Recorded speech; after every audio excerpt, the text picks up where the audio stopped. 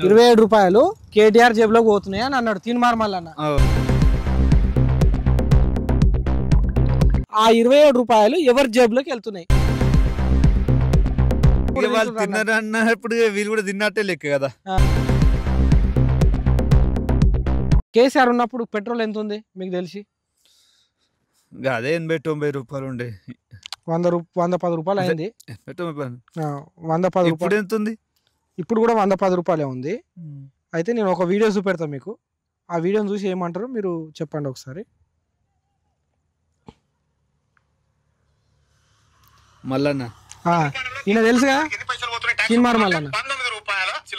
Litre petrol 110 రూపాయలు కదా. ఈ 110 రూపాయలలో కేంద్ర ప్రభుత్వానికి ఎన్ని పైసలు పోతున్నాయి ట్యాక్స్ రూపంలో అంటే 19 రూపాయల చిల్లర పోతున్నాయి. ఇది మోడీకి అనుకుందాం. ఇదే 110 రూపాయలలో కేసీఆర్ కు. కేసీఆర్ తీసుకోండి. ఇప్పుడు కేసీఆర్ డమ్మీ అయిపోయింది. ఇప్పుడు కేసీఆర్ లోపల పడుకుంటున్నారు కాబట్టి మీరు ప్లీజ్ ఇప్పుడు అన్ని కేటీఆర్ అని అనండి. ఎందుకంటే ఈ రాజకుమార్ అని ఎక్స్పోజ్ చేయాలి విషయాలు. ఈ కేటీఆర్ కు 27 రూపాయలు పోతున్నాయి. Correct, exactly. ఒక్క లీటర్ పెట్రోల్ మీరు పెట్రోల్ బంక్ లో పోసుకుంటే మీరు కట్టే 110 రూపాయల 27 రూపాయలు కేటీ రామారావు జేబులకు, 19 రూపాయలు మోడీ జేబులకు పోతున్నాయి. వీళ్ళిద్దరు కలిసి తింటున్నటువంటి పైగం ఎంత అంటే 46 రూపాయలు. 46 రూపాయలు ఇద్దరు కలిసే. వీళ్ళు 46 బంద్ చేస్తే లీటర్ పెట్రోల్ ఎంత వస్తుంది మనకు? 60 రూపాయలకే లీటర్ వస్తుంది. Correct, exact. ప్రతి లీటర్ పెట్రోల్ మీద 46 రూపాయల పన్ను వస్తుంది. ఇంకా మన రాష్ట్ర ప్రభుత్వం పన్ను ఎట్లా అనుకుంటున్నారు? పెట్రోల్ డీజిల్ ధరలు పెరుగుడే తప్ప తరుగుడు ఉండదు కదా. దానికి వాల్యూ యాడెడ్ ట్యాక్స్, వాల్యూ పెరిగినా కొద్ది ట్యాక్స్ పెరుగుతుంటది.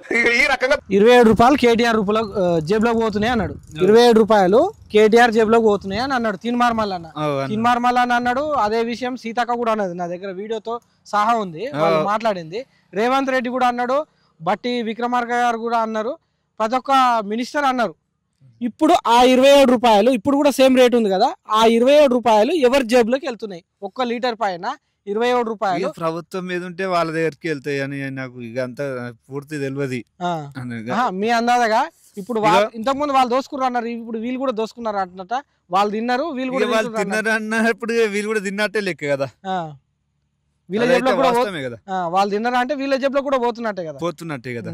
మరి వీళ్ళు వచ్చిన తర్వాత మార్పు చేయాలి. మార్పు అన్నారు, చాలా చెప్పిండు రేవంత్ రెడ్డి, మస్తు మార్పు చేస్తాం అట్లా, ప్రజాపాలన ఏదో అన్నాడు కదా. ప్రజాపాలన అన్నాడు. అది ఇది అని అది ఆయన తోటి నాకు తెలిసి కాదు, పరిపాలన కాదు. అది ఎందుకంటే సముద్రం లాంటి పార్టీ అది. ఏది? కాంగ్రెస్. సముద్రం లాంటి పార్టీ. ఎప్పుడు ఎవరు ఉంటారు ఎందుకు అనేది ఎంత పెద్దగా తెలియదు అది. దాని నుంచి ఇదంటే మన ప్రైవేట్ పార్టీ, మన ఇంటి లెక్క పార్టీ ఇది.